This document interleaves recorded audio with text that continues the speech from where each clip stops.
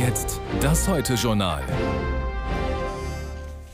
Guten Abend. Außenministerin Baerbock ist erneut in den Nahen Osten gereist. Unter anderem war sie heute im Westjordanland und hat den palästinensischen Ministerpräsidenten getroffen. Reiste dann nach Tel Aviv weiter. Welche Rolle Deutschland in diesem Konflikt spielen kann, ist nicht klar zu umreißen. Vermittlung wäre wohl zu viel gesagt, aber zumindest ist die Bundesregierung mit allen Seiten im Gespräch. Der internationale Druck auf Israel, zumindest einer längeren Waffenruhe zuzustimmen, wächst. Die Angst der Angehörigen um die Geiseln auch. Stefan Leifert berichtet. In Tel Aviv haben sie heute Abend eine Tafel für rund 240 Menschen gedeckt. Eine Tafel, deren Plätze leer bleiben werden.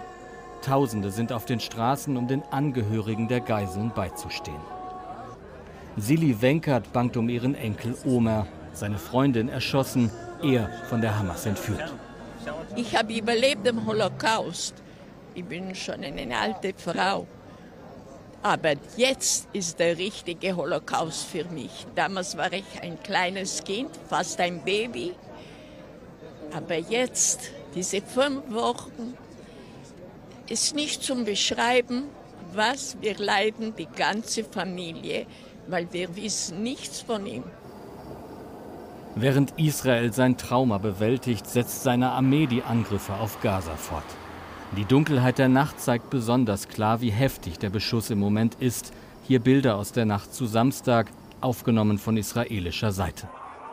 Das Vorgehen der Armee konzentriert sich heute auf das Al-Shifa-Krankenhaus, das größte in Gaza. Unter dem Gebäude soll die Hamas ein Kommandozentrum betreiben. Das hier ist mehr Kampfzone als Krankenhaus. Es ist eine gespenstische Atmosphäre. Die Bombardierungen dauern nun seit über 24 Stunden ohne Unterbrechung an, vom Boden und aus der Luft. Laut israelischem Militär haben 150.000 Menschen den Norden des Gazastreifens verlassen. Kurze und lokale Feuerpausen machen das möglich. Auf dem Gelände des Krankenhauses reihen die noch da sind, die Toten aneinander.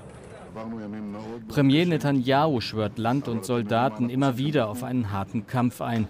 Israel habe keine Alternative zum Sieg über Hamas. Ich rufe dazu auf, dass unsere Entführten zurückkommen. Ich weise die Forderungen nach Feuerpausen zurück, die nicht zur Freilassung unserer Geiseln führen. Die israelische Armee veröffentlicht heute diese Bilder aus Gaza, spricht von Fortschritten im Kampf gegen die Infrastruktur der Hamas. Wie hier eine Zeit nach dem Krieg aussehen soll, macht die internationale Politik noch ratlos. Auf ihrer Nahostreise formuliert die deutsche Außenministerin Bedingungen. Es ist ganz klar, Hamas muss bekämpft werden. Aus dem Gazastreifen darf keine Terrorgefahr mehr für Israel ausgehen. Es darf aber auch keine Vertreibung aus Gaza, keine Besatzung oder territoriale Reduzierung von Gaza geben. Auf Tel Avivs Straßen spielt die Zukunft noch keine große Rolle. Zu groß ist noch das Trauma der Gegenwart. Zugleich reisten heute die Potentaten der muslimischen Welt nach Riad. Das saudische Königshaus hatte zu einem außerordentlichen Gipfel geladen. Zu den Angereisten gehörte auch der Präsident der Iranischen Republik, ein relativ spektakulärer Gast bei den Saudis. Das wäre bis vor kurzem nicht möglich gewesen. Und auch Syriens Diktator Assad gab sich die Ehre. Der Mann, der mehr arabische Muslime im eigenen Land töten ließ als jeder andere in der Region. Nicht zu vergessen zahlreiche Palästinenser, deren Stadtviertel in Damaskus er aushungern und bombardieren ließ, als sich dort Dschihadisten festsetzten. Große Protestdemos gegen diese Kriegsverbrechen hat man damals in Europa allerdings nicht gesehen. Vom Verlauf des Treffens heute in Riad berichtet Gouline Attal. Von Riad soll ein Signal der Einheit ausgehen. Mit dabei mehr als 50 Staatschefs, sowohl US-Verbündete wie Jordaniens König Abdallah, als auch Iran-Hörige wie Syriens Machthaber Bashar al-Assad. Ein historischer Moment. Erstmals geben sich ehemals politische Feinde die Hand, Irans Präsident Raisi und der saudische Kronprinz bin Salman. So viele Differenzen auf einen Nenner zu bringen, ist ein schier unmögliches Unterfangen. Doch der Schärfe des Gastgebers schließen sich viele hier an. Der saudische Kronprinz verurteilt den, so wörtlich, barbarischen Krieg und er fordert einen sofortigen, echten Waffenstillstand. Wir erleben eine humanitäre Katastrophe. Sie zeigt sich im Scheitern des UN-Sicherheitsrates und der internationalen Gemeinschaft, die ungeheuerlichen Verstöße Israels gegen das Völkerrecht zu beenden. Viele eint die Sorge vor einem neuen Extremismus, wenn der Krieg weitergehe. Unsere Region wird sonst einen großen Konflikt erleben. Den Preis dafür werden Unschuldige auf beiden Seiten zahlen. Und die Folgen werden die ganze Welt erreichen. Andere, wie Irans Präsident, profitieren von der gegenwärtigen Anspannung und treiben sie weiter an. Gehe der Krieg weiter, verlangt er gar Waffenlieferungen für die Palästinenser. Wir fordern zudem den Abbruch aller politischen und wirtschaftlichen Beziehungen mit dem zionistischen Regime und einen Handels- und Energieboykott. Syriens Machthaber, bekannt für seine Verbrechen gegen Zivilisten, nun aber solidarisch mit Palästinensern in Gaza, schlägt in die gleiche Kerbe wie die Islamische Republik.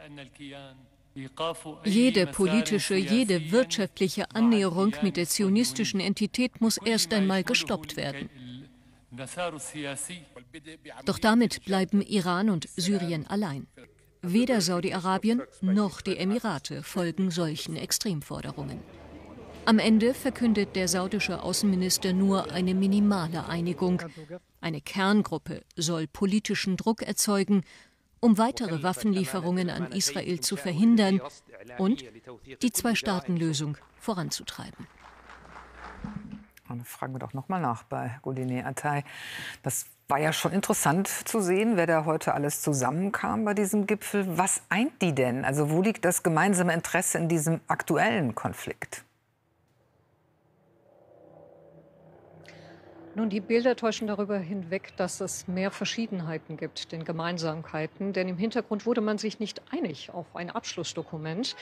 Es gab zahlreiche Staaten, die auf extreme Forderungen gedrängt haben, wie zum Beispiel keine Überflugsrechte für israelische Flugzeuge oder aber Energieboykotte oder aber Abbruch aller Beziehungen zu Israel. Und diese Staaten konnten sich nicht durchsetzen. Die Emirate zum Beispiel, die haben Beziehungen zu Israel und die sind im Moment nicht bereit, diese Beziehungen aufzukündigen. Saudi-Arabien hat als oberste Priorität erst einmal Ruhe und Stabilität, um das eigene Land zu entwickeln. Das geht wirklich allem vor. Deswegen lädt man hier auch ehemalige Feinde ein, lächelt ihnen zu und hält sie sich stets eine Armlänge entfernt.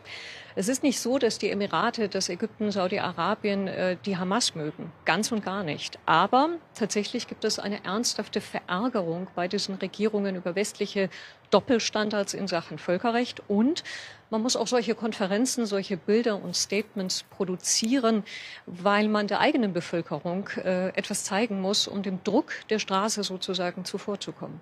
Dankeschön, Gulnaz. Wie gesagt, als Assad das palästinensische Flüchtlingsviertel Jarmuk aushungerte und zerbombte, blieb die arabische Welt stumm. Europäische Pro-Palästinenser-Gruppen übrigens auch. Und damit geht es jetzt bei dir weiter, Heinz.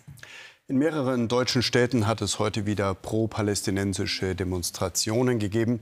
In Berlin, München oder wie hier in Wuppertal, wo nach Polizeiangaben etwa 2000 Menschen zusammenkamen.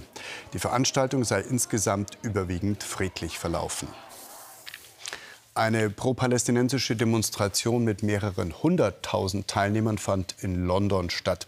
Nach Schätzungen der Polizei beteiligten sich mehr als 300.000 Menschen an dem Demonstrationszug durch die Innenstadt. Ebenfalls heute in London Gedenken an die Weltkriegstoten am Jahrestag des Waffenstillstands im Ersten Weltkrieg 1918. Russland hat die Ukraine nach Angaben aus Kiew erneut mit zahlreichen Drohnen und Raketen angegriffen.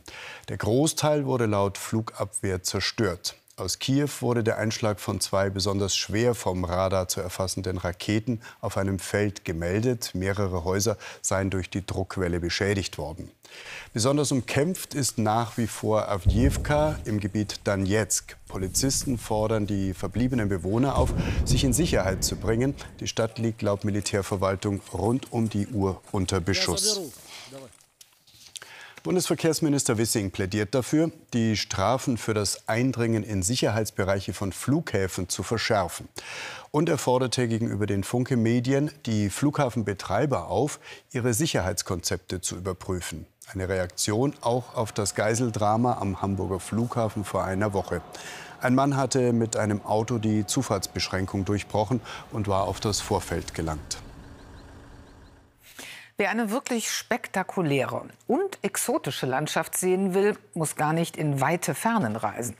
Island bietet Vulkane, Gletscher, dampfende Geysire, eine blaue Lagune, Whale-Watching und dann laufen da auch noch überall entzückende kleine Pferde mit wilden Wuschelmähnen und Knopfaugen herum, die traurig gucken, wenn man sie als Ponys bezeichnet. Kurzum eine faszinierende Insel, die von ihren Bewohnern natürlich heiß und innig geliebt wird. Die Isländer wissen aber, dass ihre Natur nicht nur schön, sondern auch gefährlich ist und bekommen das derzeit wieder heftig zu spüren. Da braut sich was Gewaltiges zusammen auf Island, berichtet Winnie Hescher. Mitten im Interview wackelt die Welt von Fannar Fredriksson, Bürgermeister von Grindavik. Es bebt hier in seinem 4000-Seelendorf im Südwesten Islands so sehr, dass es vergangene Nacht vorsorglich evakuiert wird. Durchschlafen kann hier ohnehin niemand mehr. Seit 2 Wochen Tausende von kleinen Erdbeben. Was unter Grindavik los ist, zeigt sich oberhalb: Risse, Gräben, meterbreite Spalten. Mir sind die Sachen aus dem Regal geknallt. Ich rannte nur noch im Kreis, um irgendwie alles festzuhalten. Heute ist Grindavik eine Geisterstadt. Denn die Sorge, dass hier oder in unmittelbarer Nähe ein Vulkan ausbricht, steigt stetig. Die Wahrscheinlichkeit erhöht sich. Gestern hätte ich auf 60-40 getippt. Heute sind wir eher bei 75-25. Island ist aus Vulkanen geboren. Auch die vergangenen 2 Jahre hat es mehrere Ausbrüche gegeben. Touristen aus aller Welt kamen, um sich an diesen Bildern zu berauschen. Doch augenblicklich liegen mehr Sorgen über der Vulkaninsel, denn es könnte eine für isländische Verhältnisse besiedelte Region treffen. Das Geothermiekraftwerk, das den Hauptflughafen Keflavik versorgt. Die blaue Lagune, das bei Touristen beliebte Thermalbad. Es wurde vorsorglich schon geschlossen. Die blaue Lagune, das könnte sehr unangenehm werden. Da könnte es zu Dampf- oder Gasexplosionen kommen.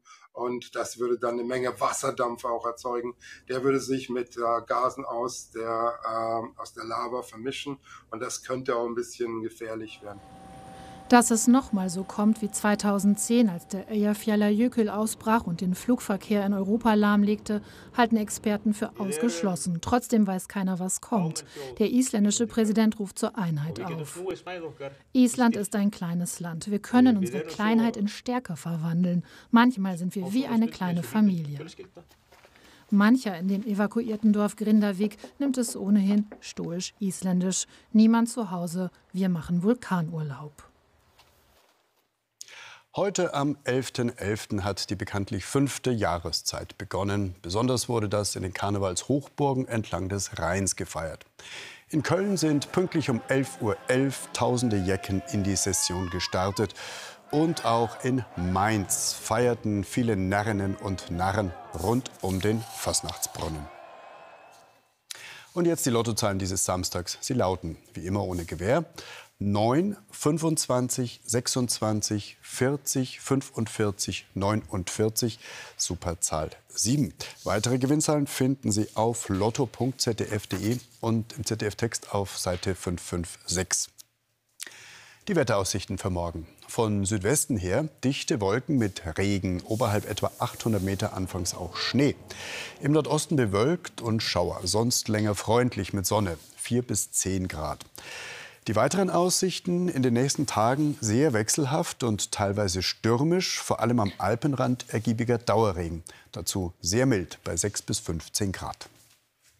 Das war's von uns. Mit dem aktuellen Sportstudio geht's gleich weiter. Und danach gibt's gegen 0:25 Uhr die nächste Heute Express. Bis morgen. Auf Wiedersehen. Wiedersehen.